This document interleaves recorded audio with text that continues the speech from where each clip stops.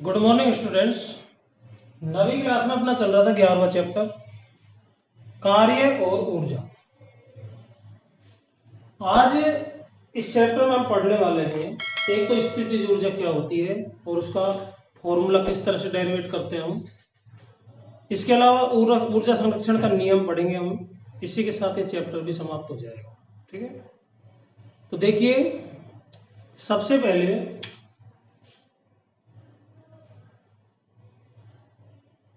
कक्षा 9 chapter 11, chapter का नाम है कार्य तथा ऊर्जा।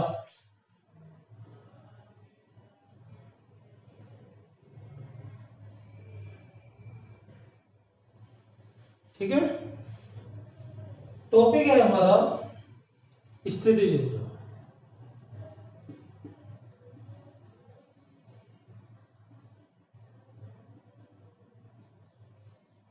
स्थितिज ऊर्जा को इंग्लिश में कहते हैं पोटेंशियल एनर्जी। क्या कहते हैं? Potential energy. तो इसको ईपी से दर्शाते हैं।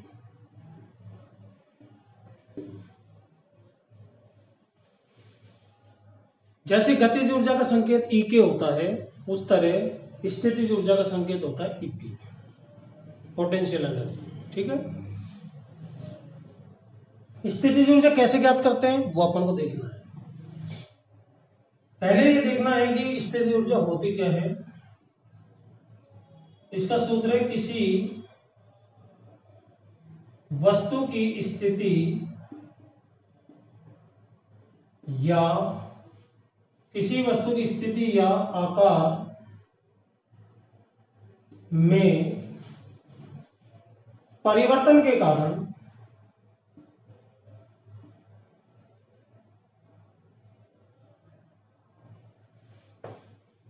संचित ऊर्जा को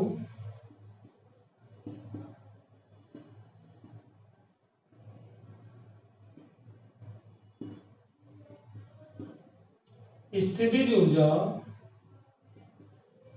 कहते हैं। यानी कि जब भी किसी वस्तु की स्थिति या आकार में क्या होता है परिवर्तन, तो उसमें एक ऊर्जा संचित हो जाती है। उस ऊर्जा को कहा जाता है स्थितिज ऊर्जा।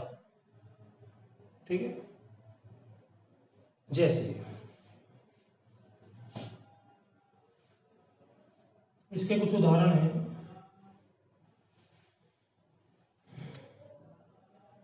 स्प्रिंग को दबाने पर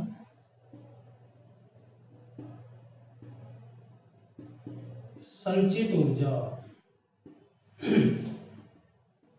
दूसरा, धनुष की डोरी को खींचने पर संचित ऊर्जा।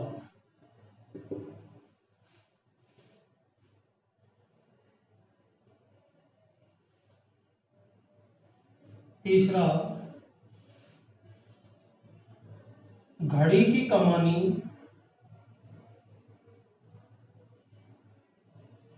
को मरोड़ने पर संचित ऊर्जा। ये सब स्थितिज ऊर्जा के उदाहरण हैं। अब इनको हम समझते हैं कि किस तरह से ऊर्जा इसमें संचित होती है। स्प्रिंग को दबाने पर संचित ऊर्जा।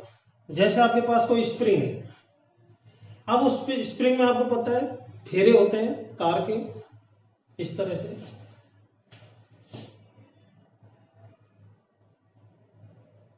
इस तरह से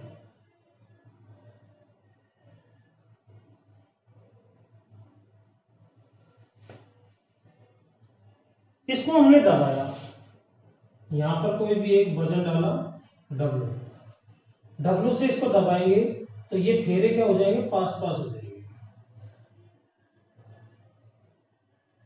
इस तरह से। ये गैप हो गया।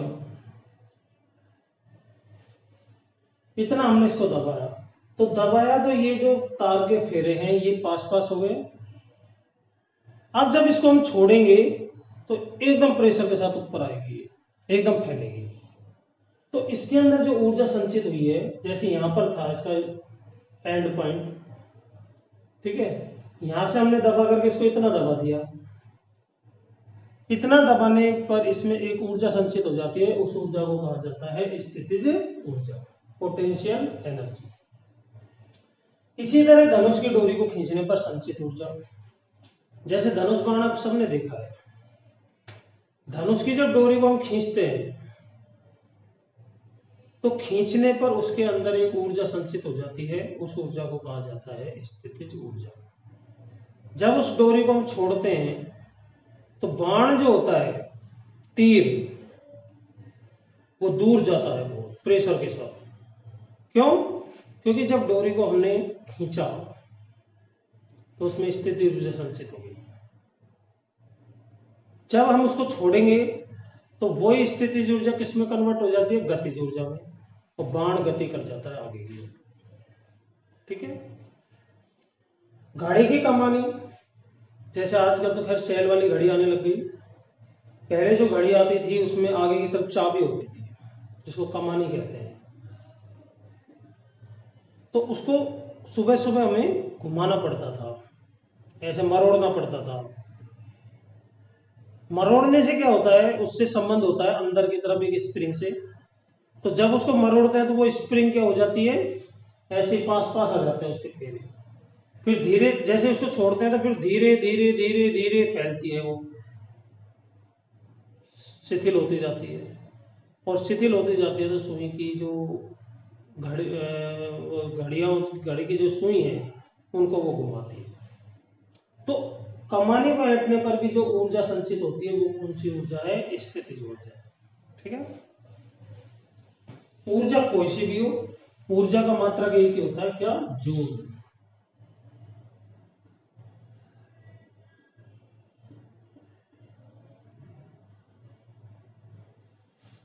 ऊर्जा का मात्रक होता है जूल। ठीक है।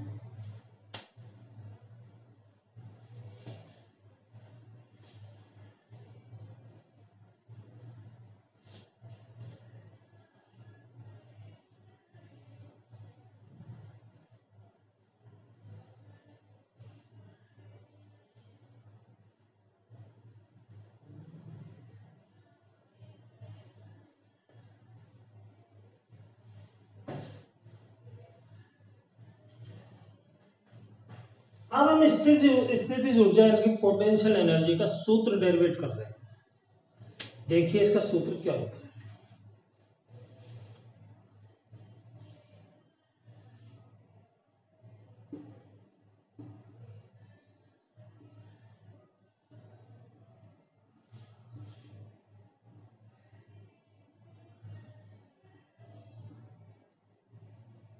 स्थितिज ऊर्जा का सूत्र देखिए,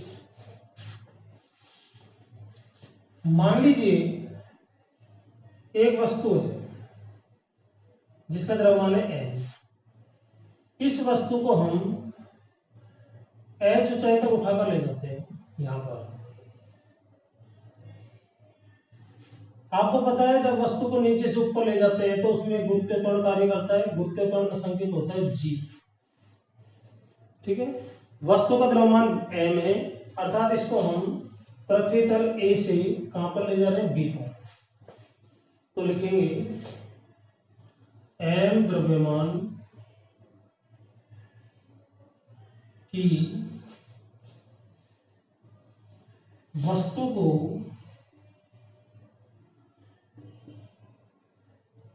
A से B तक,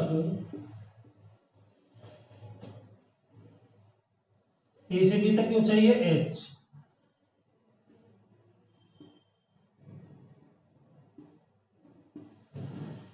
m द्रव्यमान की वस्तु को A से B तक यानी कि h ऊंचाई तक ले जाने में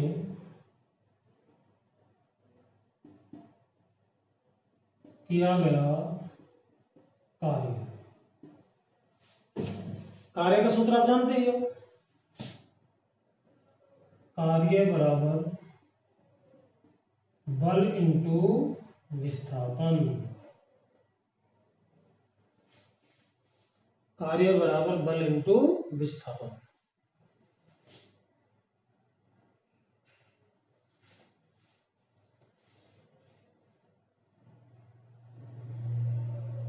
ठीक है,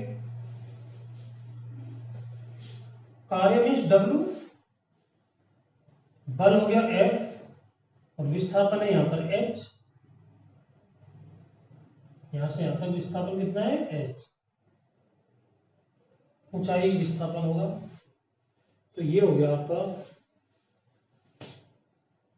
W बराबर, अब आप जानते हो न्यूटन के दूसरे नियम से F बराबर होता है ma, लेकिन यहां पर एक ही जगह कौन सा त्वरण है, गुरुत्व है, तो F बराबर mg।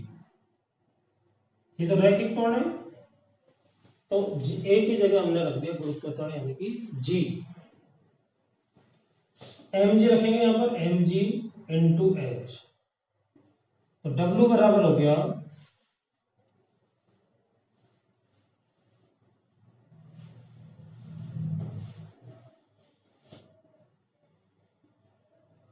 mgh। W बराबर क्या हो गया mgh। अब ये जो कार्य है ये किसमें संचित हो जाएगा, वस्तु को A से B तक ले जाएंगे तो कार्य करना पड़ेगा W, और ये जो कार्य है ये संचित हो जाएगा किसमें, ऊर्जा में। तो ऊर्जा क्या हो जाएगी, यहाँ थोड़ा सा इसको ऊर्जा के रूप में लिखें तो ये हो जाएगा यही कार्य ऊर्जा में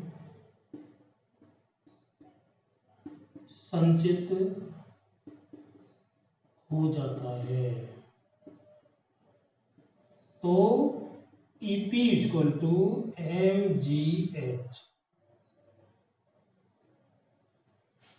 ये होता है स्थितिज ऊर्जा का सूत्र। ठीक है, बिल्कुल इजी है निकालना। m द्रव्यमान की वस्तु A से उसको लेकर गए कहां पर, B पर, तो कार्य करना पड़ेगा। कार्य को हम इस सूत्र से ज्ञात करेंगे, बल इंटू विस्थापन। तो बल की जगह रख दिया mg और विस्थापन की जगह h, तो ये हो गया mgh। तो स्थितिज ऊर्जा का सूत्र आपको याद रखना है, क्या होता है mgh। ठीक है,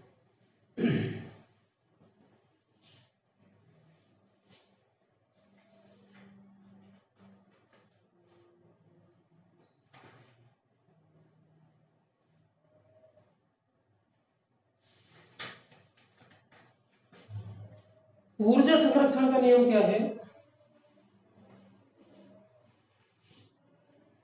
ऊर्जा संरक्षण का नियम हमसे ये कहता है कि ऊर्जा को ना तो आप नष्ट कर सकते हो ना ही उत्पन्न कर सकते हो, सिर्फ ऊर्जा को एक रूप से दूसरे रूप में परिवर्तित किया जा सकता है। जैसे विद्युत ऊर्जा हम डालते हैं किसके अंदर, बल्ब के अंदर, बल्ब उसको किस में चेंज कर देता है, प्रकाश ऊर्जा में। हीटर में जब आप विद्युत ऊर्जा देते हो किस में चेंज हो जाती है, वो ऊष्मा ऊर्जा में। विद्युत मोटर में जब विद्युत ऊर्जा देते हो तो किस में कन्वर्ट हो जाती है, वो यांत्रिक ऊर्जा में। तो ऊर्जा को आप एक रूप से दूसरे रूप में रूपांतरित कर सकते हो। किसी भी प्रकार से ऊर्जा को ना तो नष्ट किया जा सकता है ना ही उत्पन्न किया जा सकता है। इसको कहा जाता है ऊर्जा संरक्षण का नियम। तो ऊर्जा संरक्षण का नियम याद रखना है। इस नियम के अनुसार किसी भी निकाय या वस्तु की ऊर्जा को ना तो नष्ट किया जा सकता है न ही उत्पन्न किया जा सकता है, उसको सिर्फ एक रूप से दूसरे रूप में रूपांतरित किया जा सकता है। इसको कहते हैं ऊर्जा रूपांतरण का नियम। तो ये चैप्टर यहाँ पर समाप्त हो जाता है। इसके न्यूमेरिकल क्वेश्चंस को हम कल करवाएंगे। ठीक है, धन्यवाद।